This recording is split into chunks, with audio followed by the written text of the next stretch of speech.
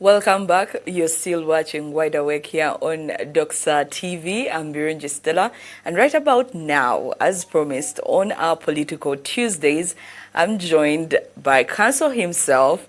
And there is really something outstanding about this particular one, because before the show was talking about his love for knowledge. Like, he wants you and I to be knowledgeable. We shouldn't be there unknowing of what is happening around us. And I think that is what makes him stand out and the best person to have on this morning to discuss Talemwa's later.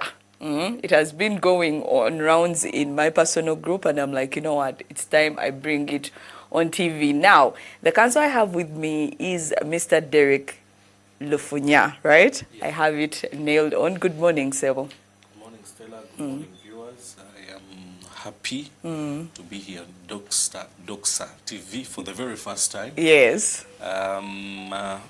It's good. It's a good feeling this morning. Like I told you, I have a passion for knowledge. Yeah. Disseminating knowledge. Some of the things that I like doing as an individual. I want to thank the management for giving this space. Yes. It is it's not common out there to find people being invited on a talk show like this one in the morning to talk about issues that people try to run away from. Yes. They're quite important in the day-to-day running of our lives as Ugandans, as a community and all that. Also thank God for life. Yes. For enabling us to be here, for the good health and fortunes. So I wish you, Stella and viewers, a lovely show. Okay, that's a good one. Next time you just tell me that you wanted to introduce the show, because you've nailed it. You've nailed it on the head. Not assumed the roles. No. It is so good. Now, just to remind you, we are streaming live on YouTube, so you can catch this conversation at any time whatsoever. We shall be sharing the link on our social media platforms so that you can be part of the show and send in questions wherever necessary. Now, without further ado, Derek, I would like us to get into it. Would you prefer me addressing you as that or counsel? Okay. No, Derek is okay. fine. Let's get into the numbers, because the gentleman threw out numbers. But my numbers in this case will take me 2 years. I would like to start with 2016 and in Parliament what that looked like. When we go to 2016, we had about 426 voting seats in total. We are talking about parliamentary seats, by the way.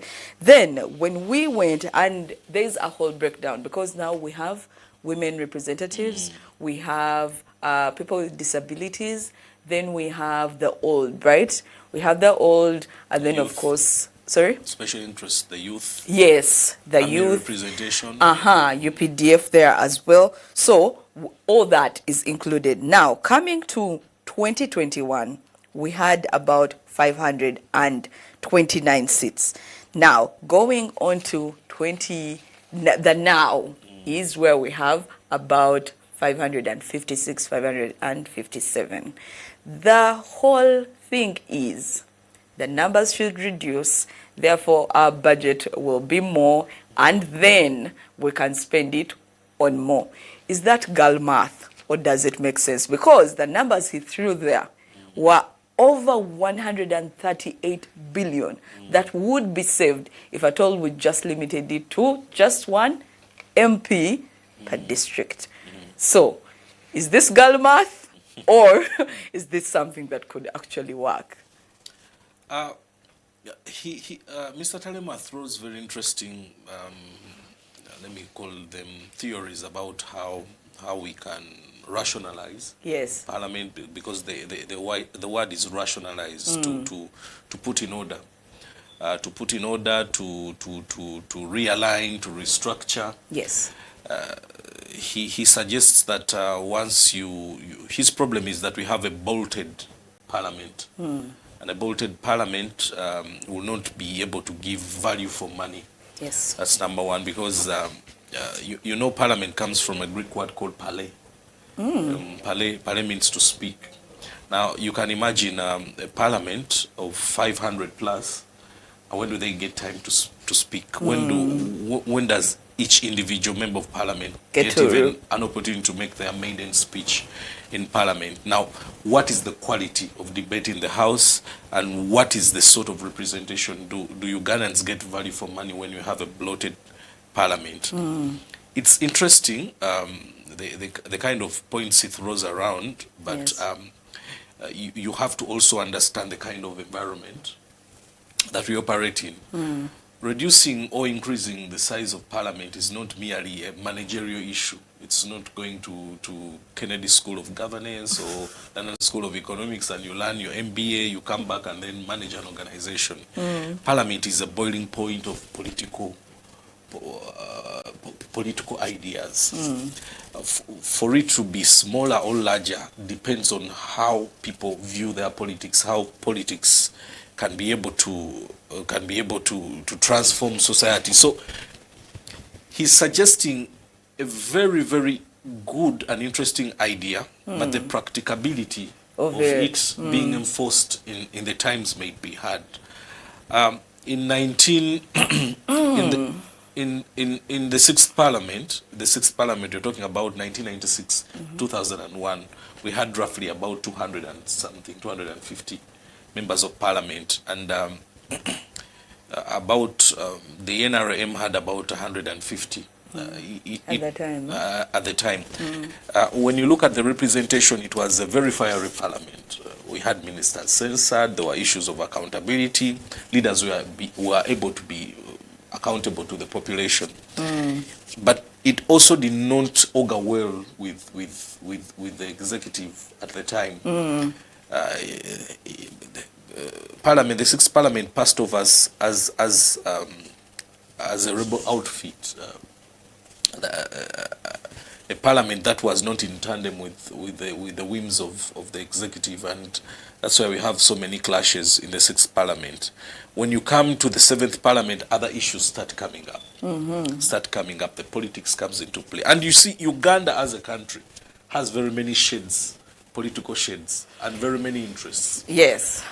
Today you're dealing with a tribal group, a break-off tribal group, and they're in the same district. And then they want representation because they believe one member of parliament who comes from one tribe will not be able to represent them effectively. So reducing or rationalizing parliament, for me, may be a hard paper. It's a commercial transaction, a hard paper. Mr. Telema is a cadre of the National Resistance Movement when I read his article, a staunch one at that.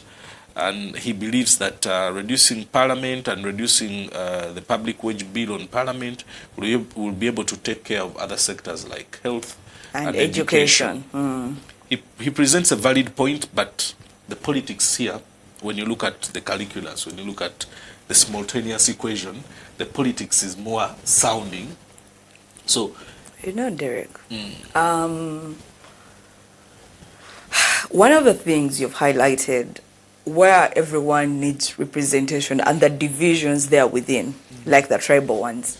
And I will ask, really, the tribal lines that have already been developed came to separate, to divide, right? It's not about, oh, we recognize. No, we do not recognize. We bring it in order to enforce division. Before you think about anything else, you're thinking, wait, what did he say his name is? LUFUNYA.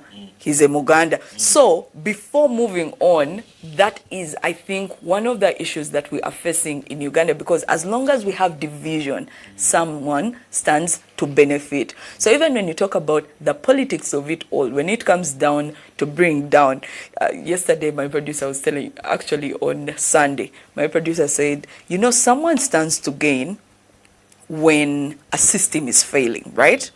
So don't you think that when you say that there are a few things to look at, it's really that there are people who are going to lose out when the system is streamlined? So this is an argument of who stands to lose or who stands to eat. It's not really. Actually, it depends on the political regime at the time, and how people see politics at the time. You see, it's hard to to divorce tribal sentiments and connotations from the politics that we have. You've had it here when people come from Western Uganda and they want to run here. Yes. People start pulling out the tribal card. When someone is being witch hunted or they are corrupt and they see they're hunting. Who is that Indian with I think Singh Katongole? And everyone is like how is it even possible?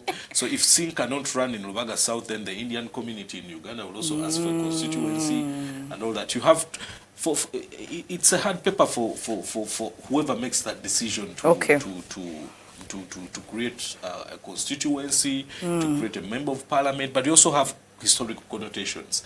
I don't know why in the 21st century, 2025, we should have a woman representative, woman member of parliament. Why? Women are strong enough. I've seen women take on directly men in what do they call it? Directly elected member of parliament seats, and they have taken over. So the historical aspects that women were not given opportunity of leaderships has also contributed to bloating. So you can imagine if you have 170 something districts and you pull out, you're still going back to what Mr. Tarema is saying. You're reducing the cost. You're taking away 171 members of parliament who are women, but also give them an opportunity to come and also compete with for the same position with the men, and they eventually win. And they can practice their feminism, their women emancipation within that line without necessarily bloating public expenditure on parliament. Now, parliament by its nature is also populist in nature. Yes. It's populist. That's why it's hard to reverse. And say, we now have to cut down. The best solution, and if I'm to be in line with what Mr. Tarema is saying, is to number one, freeze a bit, pause a bit, and not add on more numbers, but also create a solution, an exit route.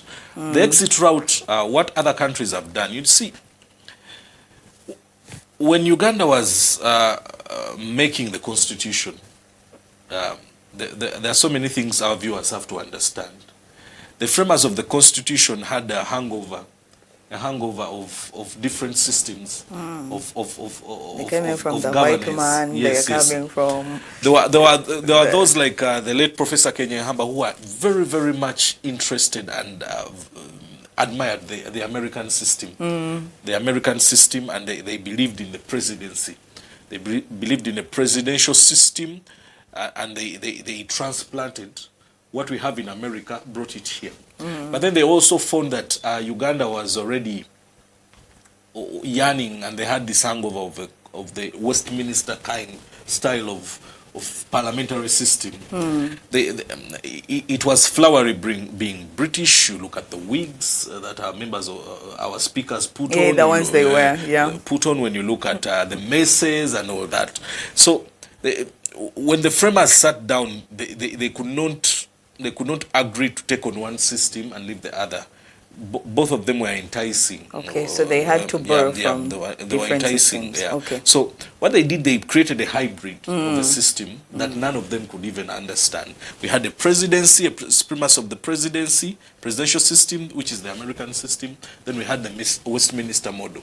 Now, the Westminster model, when you look at Westminster model, which was adopted by the Americans, but with modifications, they have the commons, what they call the commons. Yes. The commons is the lower house, populist. You will fall in a trench, and then you will get elected, and they will say Oyoyewafe, and then that will earn you a seat in parliament. They do not necessarily for lack of a better word, get the gist of how to rationalize, number one, how to make better a system, and to make sure that the system gives value for money for the Ugandan taxpayer. Now, both those systems have what they call upper chambers. Upper chambers, away from the populist common house. Yes. Which we have currently right now. What we have is the replica or the semblance of what they call the commons or Congress. Yes. It's a bicameral. It's called bicameral kind of legislature. you must have 2 houses within one parliament. Yes. Now what you do, you start using the elimination method. You start assessing yourself and say, for the women, 63 years from Rhoda Kalema in 1962 in the Legico up to 2025, when you have 171 women members of parliament. Do we still need that? Now, this is a politician speaking, and this is asking you as a woman, yeah, and I'm reflecting. Asking the vice president, asking judges, justices, asking women out there, amongst the noise, do we still need that kind of backlog? Do we still need that kind of dead weight in these modern times when you can do the same thing that men do? So, if we can eliminate that, we've created space. Do we still have? Is there still need for UPDF members of parliament, representatives in parliament, 10 of them, who actually do nothing apart from being on what do they call it? What do they call it? They are watchers. They are on watching. They come to watching observe. Brief. When it becomes so polarized, when the debate becomes so polarized, I remember in the 10th parliament there was a debate on age limit. Yes. The age limit debate. And when it became so polarized, there was time to vote. And I can assure you, the members of parliament led by, at that time, I think it should have been, if I'm not mistaken, the CDF at the time, decided to become neutral. Yeah. So, do we still need? Punches were there, so anyone of us could have chosen. I do, but they took a decision, a deliberate decision, not to be partisan. Yes. And you see, yes, armed forces, members of the servicemen and women should not necessarily be partisan, because anytime their role is to salute the civilian authority. So you have to look at that, and then you go back to the question that Tarema is saying: do we? Because the problem is not having a bloated cabinet, but parliament. But the issue is, do they do the job? Yeah, whoever is there, can they really perform? But now the other thing, I will answer for the women and say this: would you then say that the girls, because I believe they still give girls the extra points, right? They do. Yes. So would you say that, oh, women are empowered now, let's leave the girls not to get the points? There is still need for that discussion. Probably not as high as the number is right now. But again, that is what you said. If you start to reduce, there are so many things that come into question on that note. But let's look at MPs again for a second, because that has been the hot cake that has been trending. You saw the gentleman that we had before who was saying, you know what, the nominations are coming through and things like that. I feel like Ugandans, we either do not know the right questions to ask, or we just do not know what to seek out for. So since you said you're a teacher, please help educate us. When we focus on MPs and whatever they're supposed to be doing for us in parliament, again, what should an MP, because we've had promises of building schools, we're asking them to come bury for us, we're asking them to pay for our children. So let's first go back to even the basics. Who is an MP and what are they supposed to do? And really, are these people doing it? I was giving my colleague Dickens an example, and I'm like, what gets to me is some of these opposition MPs, and I do not want to name anyone, but you've spent the entire term either sick or away in prison allegedly, or like a lot is happening. So you have not ideally represented the people with their needs. But there's this light you're saying you're shining on by showing that there is no freedom of speech, there are issues within the government that you're trying to highlight due to your absence, which I get. But at the end of the day, the last person within your constituency or your district, are they being represented? Is this good enough for them that you've shown a light? So just take us back so that we do not have to expect heaven of mere mortals. What are MPs for? What should we be looking out when we listen to MPs or when we go out to vote for them? Now, MPs must be the mirror image of society. Yes. So if you find that what your MP is doing is populist, basically you just voted for yourself. If you find your MP being pedestrian on national issues, being trivial on national issues, that's basically the nature of the constituency he comes from. You think so?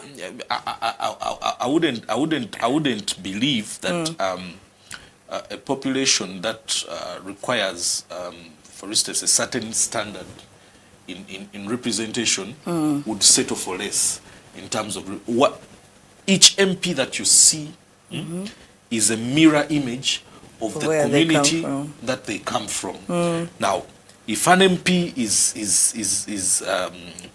pays attention to detail, if an MP takes their time to read those humongous volumes, those big volumes of budgeting and all those other things, so this is an MP you took to Parliament to make sure they pay attention to details. You see, in Uganda we've had issues like MPs not even understanding that they passed the budget. Yeah. Because an item was in the budget. Yes. And then you hear accusations and counter accusations.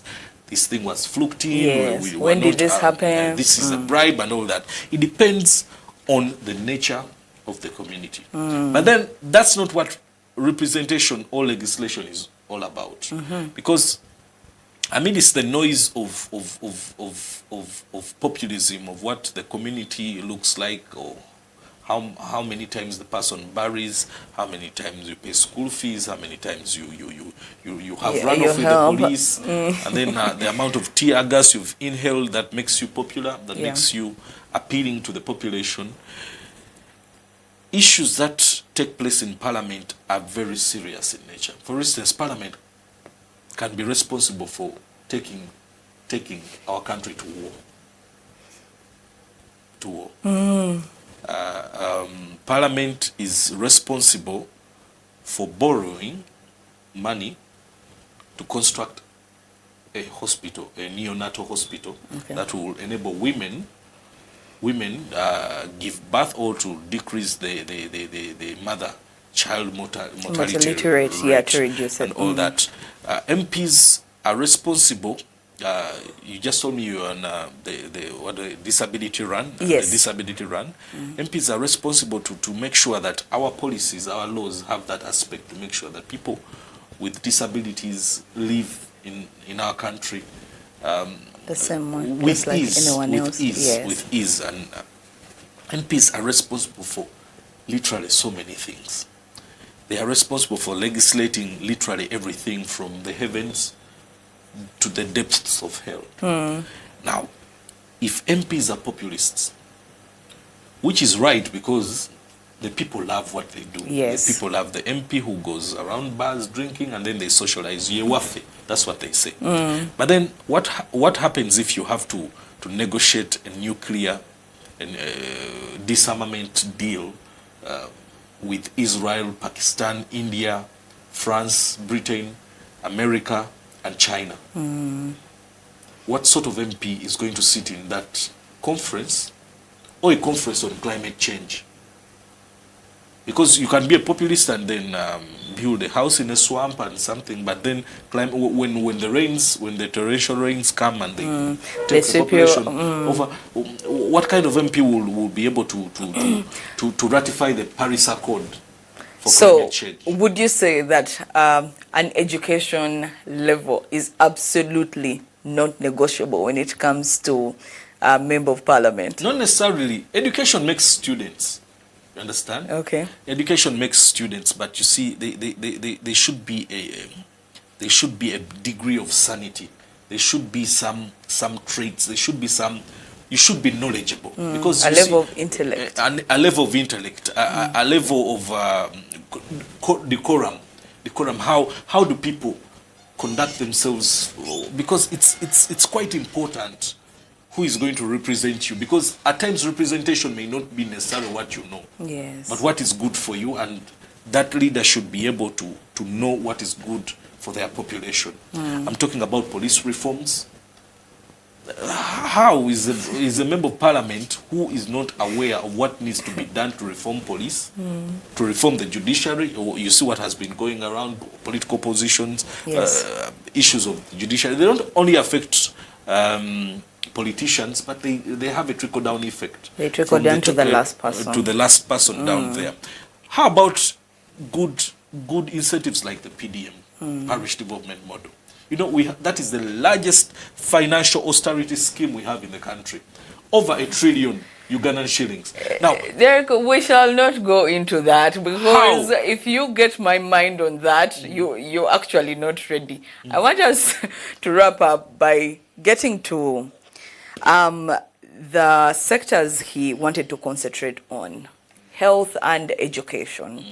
In education, we have seen the education ministry has been trending for a while here because of the new curriculum that they have. Most people are not understanding it and things like that. I, for one, I do not. My nieces are quite too young right now, so I do not have anyone at the level to even know what parents are complaining about and how the marks are whatever. So this is a question I always ask people that I have a conversation with. And it's a P2 question. If you had a magic wand and you just wave it, and one thing within our country is solved to the max, like from the root all the way to the leaves, which one would you want to be fixed?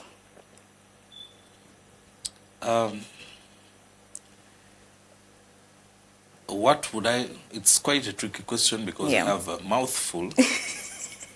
Just one sector in Uganda, because for him he chose education and health.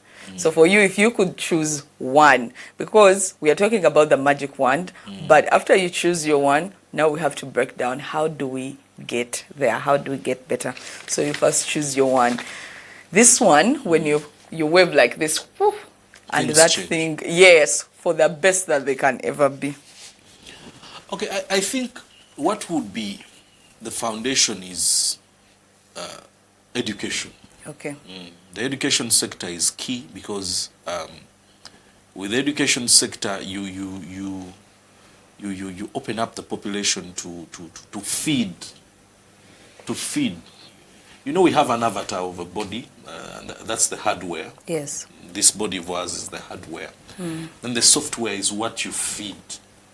What you feed the population, what you feed that nursery school going people. My daughter, who is now in school singing ABCD and Coco Melon, and what you feed the population is quite important. And education has a bigger span. Yes. Education levels to it. It goes to so many areas: the law, religion, faith, and all that, because we are all doing a role of making sure that human beings are better in what they do. Because once then you are educated enough, you acquire a degree of knowledge, and when you acquire a degree of knowledge, you accompany it with a skill, and that skill can help build the nation. So education is quite a very important sector that needs the attention. So if I had a wand, like you said, I'll be able to throw it around and make sure that the education sector works for everyone. So where we are right now with the new curriculum, I think up until just a few weeks ago, that's when Form 6, their curriculum was out and things like, and they were saying, you know what, teachers, get in line, get acquainted to what is happening. So with where we are right now with our education, especially looking at the curriculum, are we on the right track? Yeah, in as far as the new curriculum is hands-on, all hands on deck, it's practical. It's not, I really didn't understand when I was going through this education system, because I'm a product of the Sentence Akajubi report. Yes. The Professor Gawa report on education and all those other things were never hands-on. I didn't understand when we needed to study farming in Canadian prairies. I didn't understand. I didn't really get it. Yeah. Dairy farming in Argentina. I don't know how did that work. We need to look at our own case studies. Dairy farming in the cattle corridor. Yes. Climate change. What would you say? Coffee. Yes. In Buganda region. I would want to see things like agriculture, yes, home economics, commerce, entrepreneurship. I think they have entrepreneurship right now. IT. Entrepreneurship has been there for a while. But also for me, the other thing is, you talk about all this, but as Uganda, we have been known to be a consuming economy, mostly that. So even when we are educated to that level, do you think we have the system to take up what we have been able to create? We are talking about if we have the doctors that we need, if we have the teachers that we need, and all those professions with our education system that now with your magic wand has been put to the T of what it should look like. Are we as Ugandans, or the Uganda as a nation, can we be able to absorb that? Yeah, we should, as long as we emphasize on the practicability, the technical practicability of what is. Because you see, Uganda has not started today. Yeah. Talk about the time we became a protectorate in the 1800s. How was the Kasubi tombs constructed? Who were the architects at that time? Yes. I think people have to go back and find out how our ancestors. You see, I think Uganda was a Wakanda of some sort, a Wakanda of some sort, but the technologies were lost because we assumed and assimilated issues that worked out that were best implemented for the white population, for the Western population. You see, for us here, an uncle cow could take 4 to 5 years to grow up. But because but because in America they have hostile weather. They have 3 months of the season. They don't have seasons as we have them here. Yeah. They've adopted, and they have looked at the practical and technical aspect. Now you find a boa goat that in 3 months it already has weight enough for it to have carcass enough to go to the market. They've adapted technologies. They have studied genetics. They have done what they call crossbreeding and all those other things.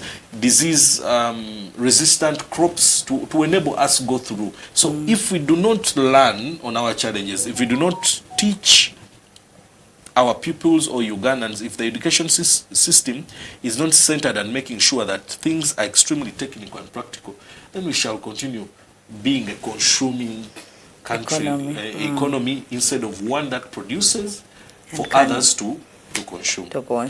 All right, that is a great discussion. Thank you so much, Derek. You've mentioned about cattle and all that, and I remembered over the weekend I was with my nieces. We were having mangoes, and I can promise you it did not taste like one. I'm like, what is this? If I could explain to my nieces that we used to have those very tiny mangoes, and the sweetness of that thing could get to here, like you could feel the sweetness right here.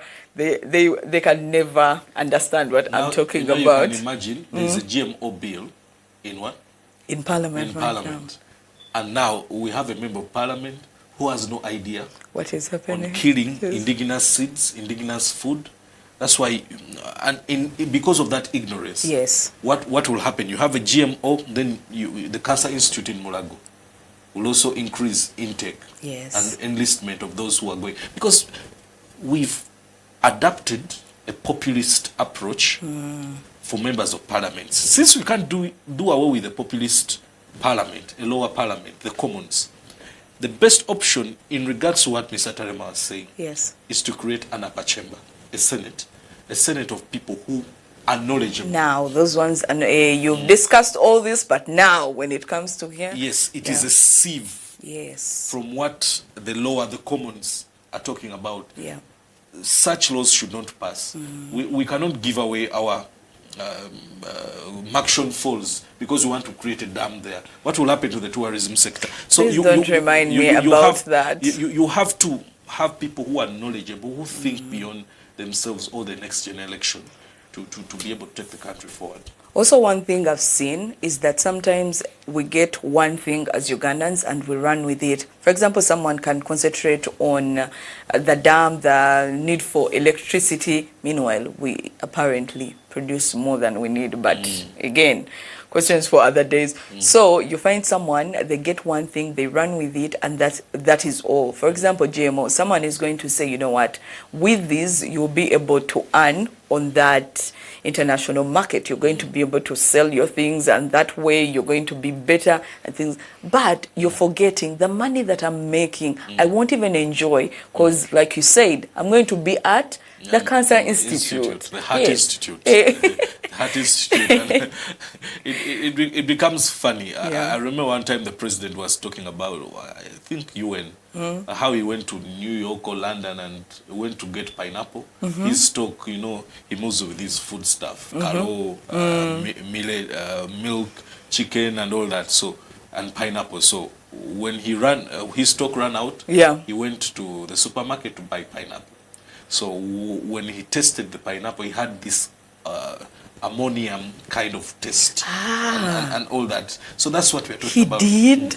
And he was like, he will never, ever eat mango again. And I saw also the British Prime Minister who said avocado, the avocado here, when she goes to the British High Commissioner, when she goes to a supermarket in London, their for lack of their avocado is worthless. Nasty. It's nasty. It's worthless. So you have to preserve these things. Yes. We have to preserve our food, our culture, our heritage, because there's nothing really bad about our culture. Well, when you see good things that the Western world is giving, we can embrace it and also incorporate it in what we have and get something better, a hybrid, but not totally eliminating who we are as a person. You know, Derek, the last time we tried to do any kind of research, we got rats of how much? So please, we shall not even we shall not even be taking that on. We have to come to the end of this segment. Derek, if there is anything, I know you've said, you know what, let us be knowledgeable. If there's anything you want to leave with Ugandans until our next discussion, because a lot is happening, especially when it comes to the political front. So Derek will be with us on most Political Tuesdays as we dissect the things that are happening in our nation. But if there's anything you want to leave with the Ugandan watching us this morning, anything to go with, something to march on, to think about until our next discussion, what would you leave us with? I think the New Vision had a headline. I think it should have been today? No. Just last week. Okay. Plan no evil. Commit no what? Evil. No evil. Now, Ugandans must understand that to plan no evil is to do good. To do good. And you can only do good if you have the fear of the Lord. Okay. So if you elect leaders who have no fear of God, you're wasting a lot of what? A lot of time. If you create businesses out of no fear of the Lord, it's terrible. You're chasing the wind. So Ugandans must be careful that what they do is in tandem with the fear of God, so that they build and plan and also execute for posterity. You should build away from yourself. You should build for future generations. Yeah. Don't get quick fixes. So politics is here until January or February. Yes, and then life will come in. Real life. I don't know why you should kill each other because of a political season. I don't know why you should even decide poorly because of 5,000, a piece of soap. That is the best I'm going to get out of it as a Ugandan out there. Now, I hope whoever becomes a leader the next cycle, the next government should critically think about what we've discussed on the show here and what Talema is also suggesting. Then we'll have a better Uganda than what we have. We'll give it as an inheritance, not GMOs. I don't want to sound battered or angry or anything. I, for one, think Uganda has enough Jesus. It's now our actions. Because when we pray, when we sleep at churches, also, you're telling us to pick people who have the fear of the Lord, but the most we've seen them is that when they're looking for election, that's when they get to appear, allegedly. They have Jesus for lip service. Yes. Not on heart. Not at heart. We'll leave it at that. Where can people follow you in case they have questions, or even, do you take clients, or you're the one who seeks them out? You have particular clients that you take on? No. I'm a general practitioner generally. Okay. I'm an advocate.